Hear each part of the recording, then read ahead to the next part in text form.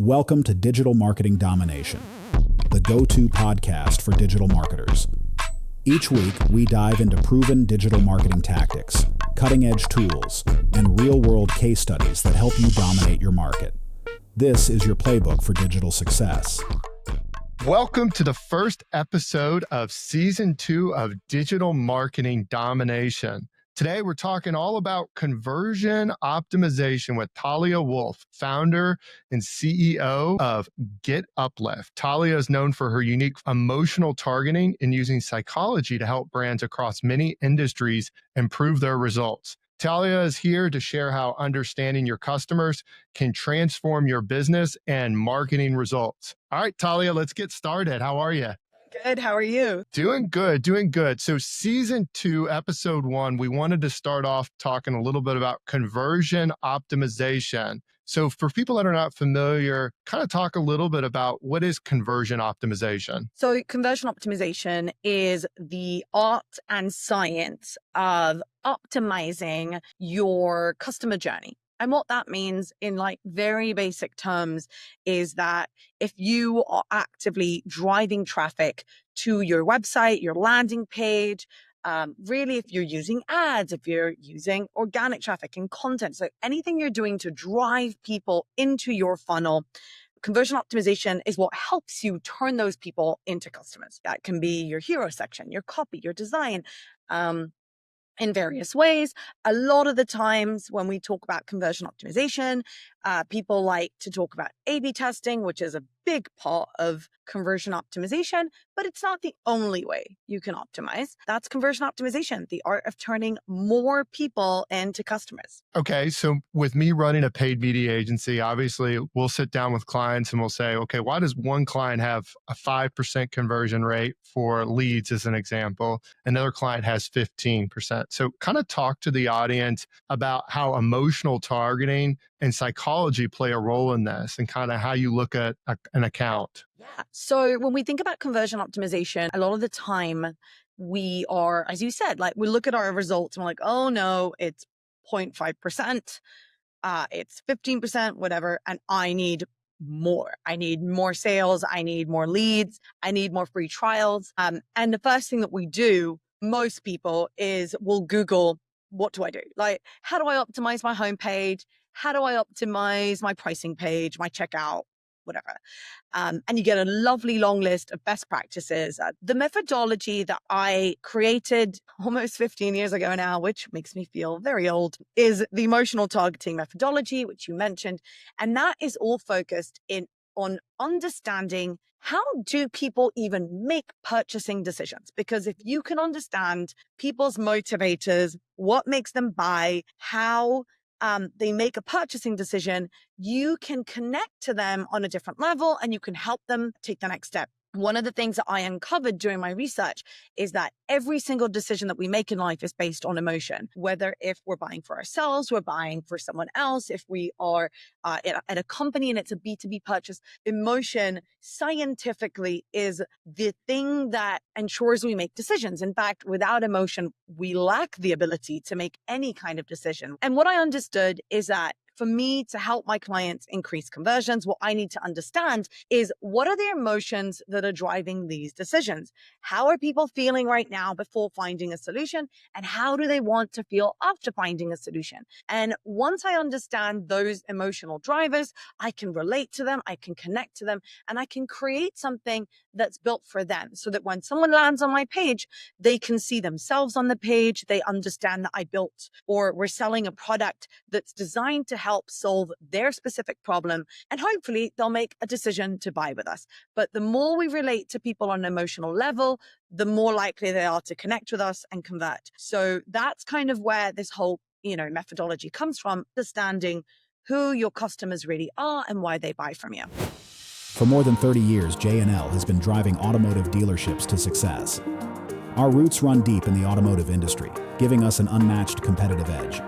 With over 1,000 satisfied clients harnessing our industry-leading technology, we are your go-to experts in direct and digital marketing. Partner with J&L and drive your dealership forward. J&L Marketing, where experience meets innovation. I love what you said. Tony Robbins always says that people buy because of emotional reasons and they justify logically, right? So let's take a step back. I'm a B2B company. Okay. There's a lot of people that listen to the podcast that own or are marketing for B2B. And my goal is to generate leads. And I'm building out my website and I'm utilizing your framework. What kind of walk me through the steps that I can make sure that when I'm building out my website, it is truly optimized with conversions in mind? So first, let me say, a lot of times when I talk about emotional targeting, people think, yeah, of course, e-commerce, right? I mean, of course, people buy a watch because of emotion, but I would argue that in B2B, emotion matters even more. So if you are a B2B company, emotion is crucial. We buy on emotion. We kind of rationalize it later. When it comes to B2B purchases, actually, I think of Google found that B2B purchases are 50% more likely to buy a more expensive product if they see personal value. So it's really interesting to understand that there are different emotions that motivate us, and we can get into those afterwards, maybe like what are the most consistent emotional triggers that we're seeing. But in B2B, emotion matters a lot. People are thinking about their career advancement. So how does the process work? The process works in 3 phases. Phase 1 is customer research, meaningful research. So when we think about what we know about our customers, most of us can tell each other their gender, geographical location, their age, maybe their income. We know very specific behavioral data. We know the browsers they're using, the devices that we're using. We don't know the customer. We don't know the actual person behind the screen. So phase 1 is focused on identifying those emotions, really diving in to understanding what are people feeling right now and how do they want to feel. In phase 2, once we are armed with insights and we understand who people are, why they buy from us, what pains they have, what desired outcomes they're looking for, then we do an emotional targeting audit. An emotional targeting audit is when you audit your entire customer journey to see if you are hitting the strategic parts that matter. Am I speaking about things that people care about? Am I relating to their pains? The reason we built the framework this way is because a lot of times we see that we have a problem on, I don't know, the pricing page or a landing page. But once you've done meaningful customer research and you really know who your customers are, it's so much easier to go onto a page and see what's not working. Oh my God, I'm using the wrong language. I'm saying things people don't care about. I completely forgot to mention this pain that people are so worried about. They have this huge concern we're not even addressing. This social proof is too generic. So it's a lot easier to audit your website and see what's not working so that you can make real big changes that aren't just, all right, I'll reduce a form field. So that's the process. Let's start with the customer research. When a lot of people that are listening hear this and they think customer research, that's going to cost me $30,000, $40,000. I'm going to have to use a big agency and get this big report. What's some inexpensive ways that you can do this customer research? Okay, so there are multiple pieces of research you need to do, which is interviews, customer surveys, visitor surveys. But let's say you're like, I don't have time for this right now, which I disagree completely. But here are some really important paths and ways to run research. One of the most interesting parts is doing social listening. Social listening is the art of going into all sorts of communities and groups and seeing what the conversation is like. People are using Reddit to make decisions. Reddit has managed to brand itself in a way where that is where real conversations are happening. So when someone's trying to figure out what email marketing software to buy or how to, I don't know, create something with AI, they go to Reddit. They literally Google something and add the word Reddit because it's been positioned in a way where that's where honest conversations are happening and you can believe what's being said there. You need to be on Reddit. You need to be searching for your own brand, for your industry, for your competitors, for the conversations in there on Reddit to see what people are saying.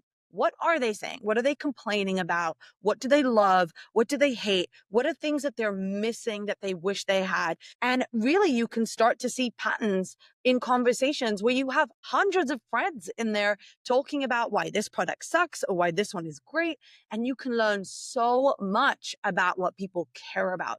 Then you have review mining. Basically, what you do is you mine all the reviews that your competitors are getting. Now, when I say competitors, I'm not just talking about your direct competitors, which are, the people that may be buying from someone else, but this could literally be a book on Amazon. Let's say you own an accounting software. So what you could do is you could go to Amazon and look for accounting for dummies. Look at hundreds of reviews that this book is getting. What are people saying? Are they missing something? What are things they wish this book covered that you actually provide with your tool? I think these are just such great ways to get an understanding of how people are feeling about your industry, what they're lacking, what they're missing, what they're aggravated and frustrated with.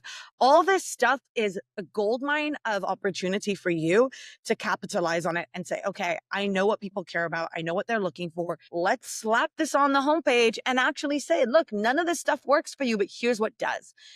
So those are just two quick ways where you don't have to spend $40K on research. So you said interviews, customer surveys. I love social listening, looking at Reddit, looking Quora, looking at Facebook groups. You talked about searching for your brand, looking at complaints, review mining. That was fantastic. So let me ask you this question. Are there specific questions that marketers should ask their customers to get to the root of why they purchase? So when you're thinking about customer surveys and customer interviews, the last thing you want to be asking them is questions like, so why did you buy from us? Or what's your favorite feature? When you are asking questions, you really want to start digging into the core of why people buy, which you should know a lot of times people don't actually know. They can't really explain it. If you ask them, they'll say, well, it's the pricing, it's the features, it's the technology. So you need to be asking smarter questions. For example, what was going on in your life that made you look for a solution like this? This is one of my favorite questions because it's not, hey, why did you buy from us? It's, can you pinpoint what was going on? What happened that made you stop everything that you were doing, go to Google and search for this solution? It's a wonderful way of asking. It's wonderful because it gets people discussing your real value proposition. Another one that I love is, hey, if you wanted to convince a colleague or a friend to give us a try, what would you say? And I love that because it collects testimonials from people in their own words. You're not saying, hey, can you give us a quote? Can you give us a testimonial? Which then turns out to be super generic. But you're saying, like, how would you convince a friend or a colleague? And it really tells you again what your value is and what they value most about you. So you do all this research, right? Walk me through the auditing phase. How does that work? So with the auditing phase, what we do is we ask ourselves multiple questions that are strategic. For example, when someone lands on our landing page, can they immediately see what's in it for them, their real value? Or are we making it about ourselves, our features, or are we highlighting what they care about? Are we describing their pains and concerns and hesitations that are real, or are we just, blindly talking about generic stuff? Are we using social proof in the right way to dismantle all sorts of roadblocks and concerns people have? So you're essentially kind of looking at it in a different lens where you're asking yourself if you're even telling stories that resonate, if you're connecting on an emotional level, or if it's all me, me, me, me, me. If the name of your brand appears more than once on the page, there's a problem.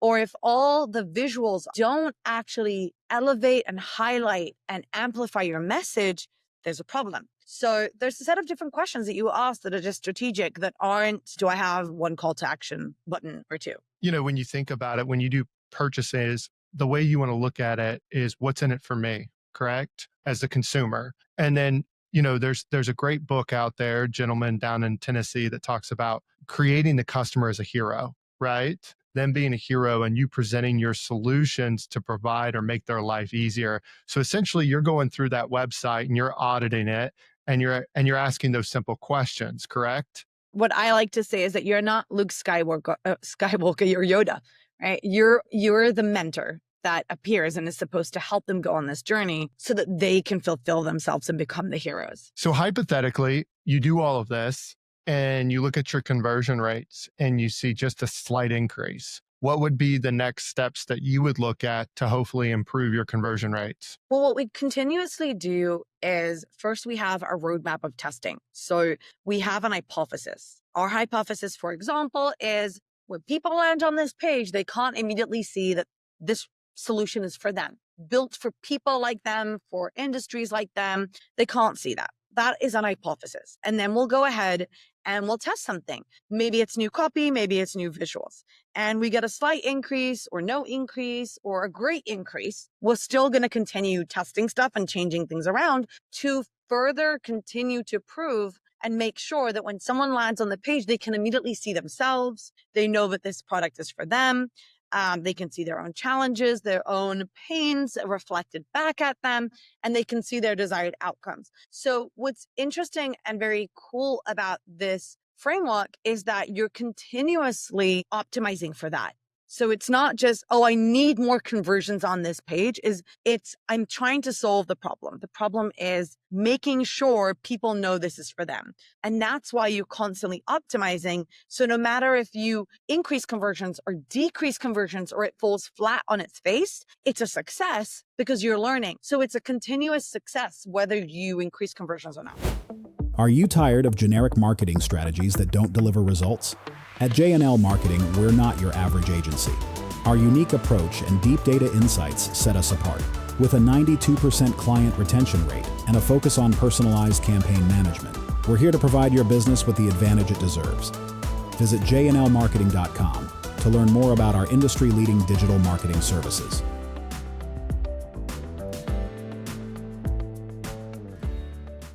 So let's talk a little bit about video. One of the easiest ways to sell how you can solve a problem is through video versus text. How are you recommending clients to utilize video? We do quite a lot of video for our own clients. And I would say that for us, we're always looking for the story. So you started talking about this before, which is, the hero versus the mentor. You're not the hero of the story. Your customer is. Most videos that we see online are videos about here's the product. Let me walk you through what we do and how this works and how you can get this done. Oftentimes what we find is that unless this is an actual demo video, we're taking a step back and saying, okay, wait, first, let's talk about the pains. What is someone experiencing right now that they need a solution to? Then how is this affecting their life? Why do they need to actually solve this? And then what have they tried before that hasn't worked? Okay, what is this new solution? Why is it going to work specifically for them? So you start working with clients and they say, look, Talia, I've been doing conversion optimization. What's one of the most common mistakes you've seen that they make? Well, I think we've touched on them lightly today, which is you're using best practices to optimize. There's kind of what I like to call the deadly hamster wheel of optimization. The deadly hamster wheel of optimization includes Googling for best practices, looking on LinkedIn, following all sorts of blog posts. When that doesn't work, you then say, okay, I'm just going to copy my competitor because I think my competitor knows what they're doing, right? All these people are doing this. I should probably do it too. And then what happens is everyone looks and sounds exactly the same. And when prospects come to your website, they're like, I don't know. I could switch out the logo with the competitor and it's exactly the freaking same. So then you're like, oh no, still no conversions. I know I'll use tools / I would say AI, because people are treating AI as tools, right? Like it's frantic looking for what tool can I use? We're frantically using all these tools. We're taking so much money, so much resources and time to onboard these automation, personalization, A/B testing, AI tools that are going to make everything perfect.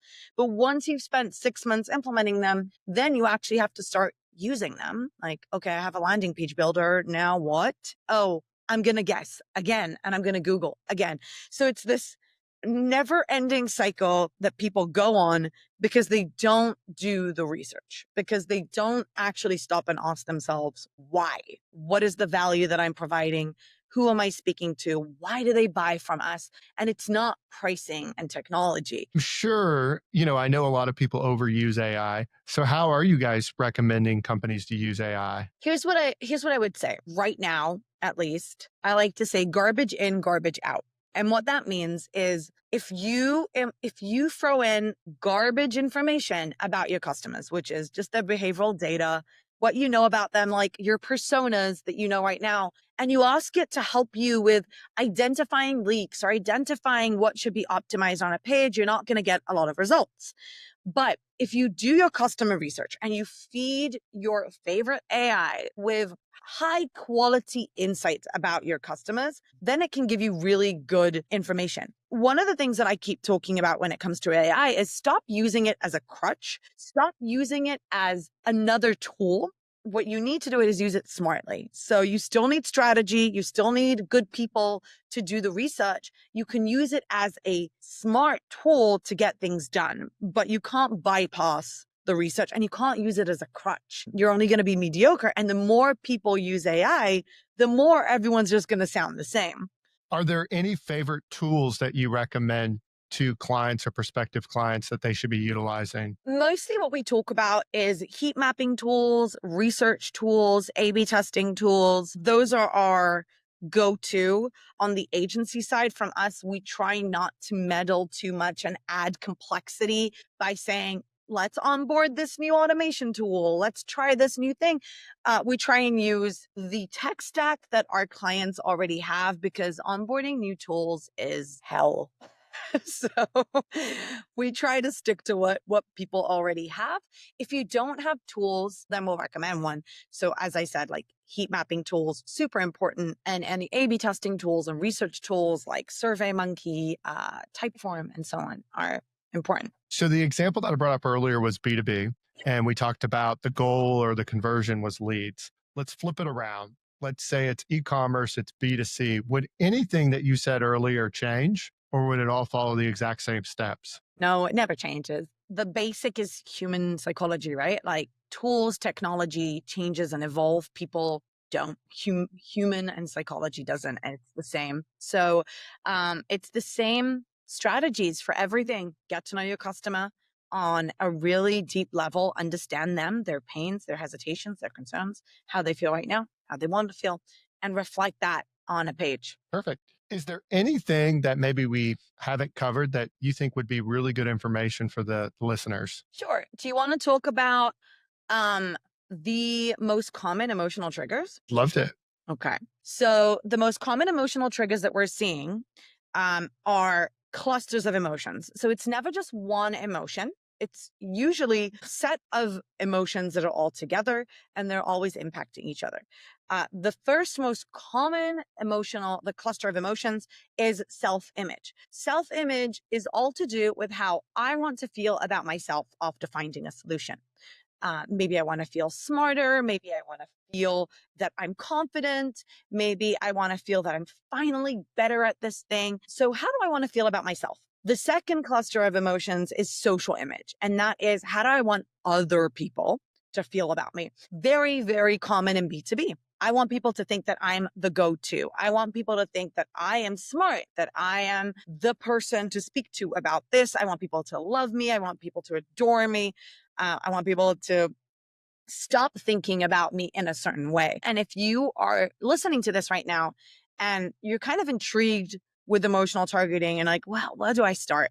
So always research. But I would say that a quick kind of look at your customer journey will tell you if you're even addressing those two clusters of emotions. Are you talking about people's self-image or social image? Those are imperative and they live within every decision, whether you're buying a collar for your dog or if you're buying, I don't know, what any kind of software you might be buying. That's awesome. So when you look at the social, how do you potentially optimize on the website to help with the social cluster?